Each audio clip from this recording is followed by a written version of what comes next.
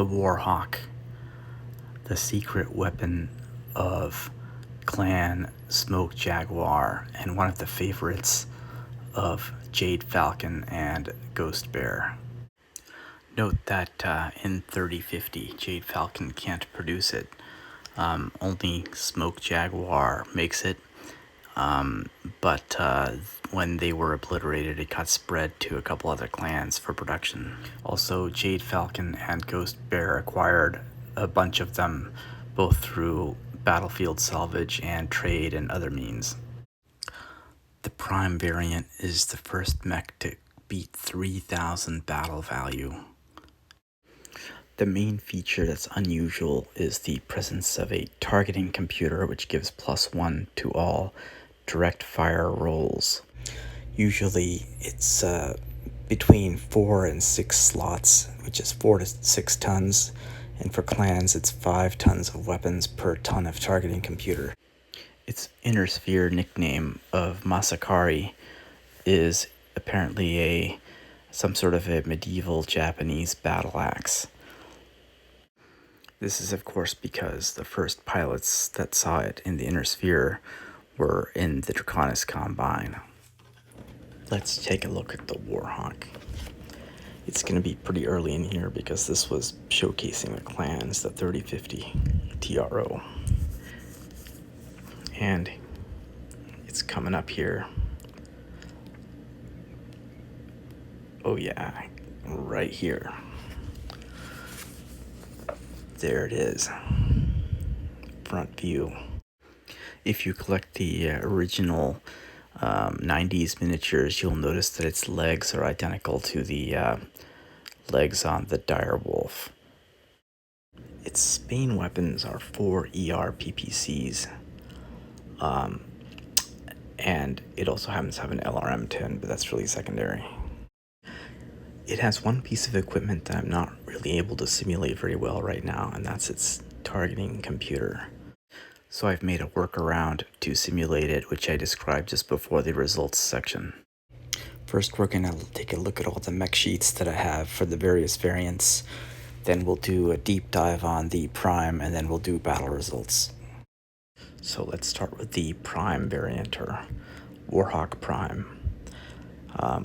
So 4 ER PPCs, LRM-10, and the ammo, of course, is standard case protected because all clan mechs, Omni-mechs have case. This is vastly heavily armored, and back has reasonable armor, can take PPCs in the back. Warhawk A. Main weapons are ER large lasers, but it also happens to have LB 10X, which is great for anti-vehicle, and then an SRM-6, which is great for anti-vehicle, and an LRM-15, which is a little bit more punched than the Prime, but still secondary to just the ER large lasers. So Warhawk B. This one is a Gauss rifle center design, and as a backup, it's got some ER medium lasers and 2 SRM-6s, which give it some pretty good punch up close, but still, it's really reliant on that Gauss rifle. Now let's do Warhawk C. I think there's a typo in the spec sheet here, and these should probably be ER PPCs because those come for free with the clans, but here they're listed as PPCs, so take those as ER clan PPCs. Its primary feature is that it's pure energy, so there's no ammo bins to hit or heat up, sort of like an awesome. This next bit applies mostly just to Jade Falcon lore, but it might also apply to other clans too. The Warhawk is often the third mech in your trial of position to become a mech warrior. You often go up against like something relatively small, then something kind of mid-sized, and then finally a Warhawk. And you're not really meant to win, because almost nothing can beat a Warhawk. Now for the deep dive on the Warhawk Prime. If you look up, you can see the range damage profile in the top left in the comments section, and you can see its energy range use and LRM range use. where you're seeing the 2s, it's getting more shots off in those spots. Possibly the opponent is trying to control range there, or perhaps the Warhawk is controlling range there. We can also zoom in on the battle value calculations. You can see that the vast majority of its battle value is its offensive capabilities at 1755, and its defensive battle value is only 1179. That means this is a very high DPS type mech. Note the official battle value is over 3,000, so I'm probably miscalculating the targeting computer.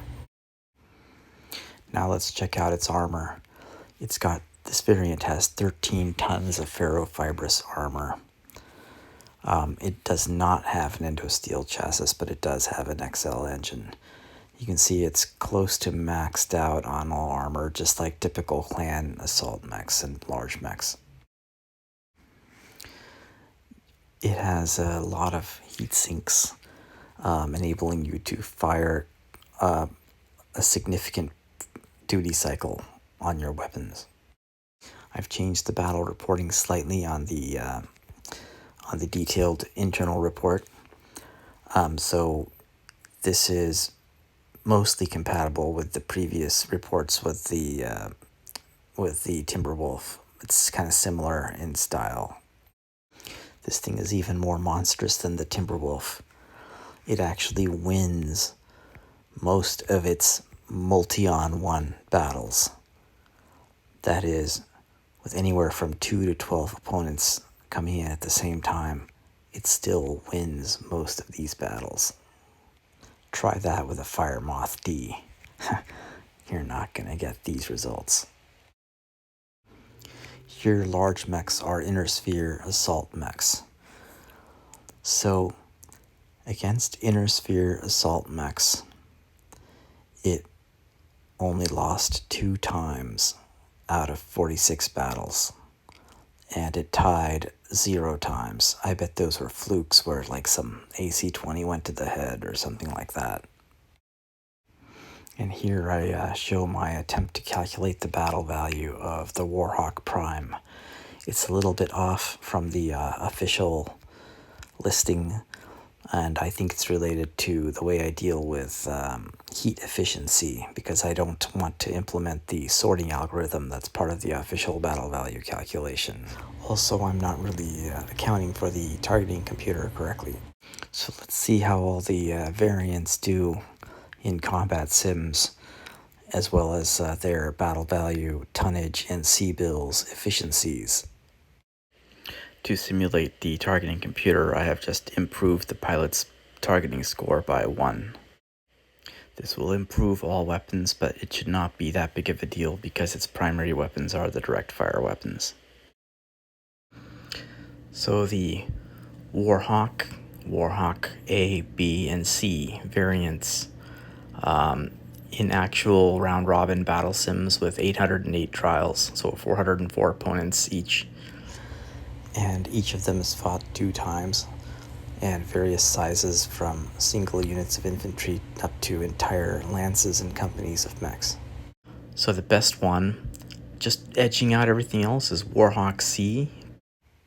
Warhawk A is not far behind. But they're not that far apart, and those two have slightly longer ranges than the Prime and the B, so not much special there. The A is the most expensive, and C is a relatively inexpensive, well, being that it's a Warhawk, it's a very high cost. So wins per battle value, it's actually the A and the B variants have a leg up, even though the win rates on the C are high, but it's a high battle value. Wins per ton, you can see here, obviously the Warhawk C is the best, and Warhawk A is and the Prime are pretty good. And wins per C-bill, they're all pretty bad, just because clan mechs are real expensive. And that is a sizable consideration if you're playing for C-bills. So that's the bottom line on the Warhawk. Even more ridiculous than the Timberwolf, but you pay for it very heavily in battle value. And the best Timberwolves are better than the lower end and mid-range Warhawks. So it's really not that much of a difference. Per ton, they're about the same in performance. Also, the targeting computer does skew shooting logic a little bit in your favor, which is one of the good features of the mech. The different variants have different size targeting computers because a targeting computer basically uses up 1 slot and 1 ton for every 5 tons of weapons it controls. And I think the largest targeting computer was 6 slots in one of the variants, and the smallest was 4 slots. And that's uses up one of the torsos, but you can pretty much fit any weapons you want and still have it linked to the targeting computer. If you're making a custom variant, you will want to remember to adjust the size of your targeting computer based on the tonnage of your weapons, as this will also help significantly with C-bills because the computer is expensive.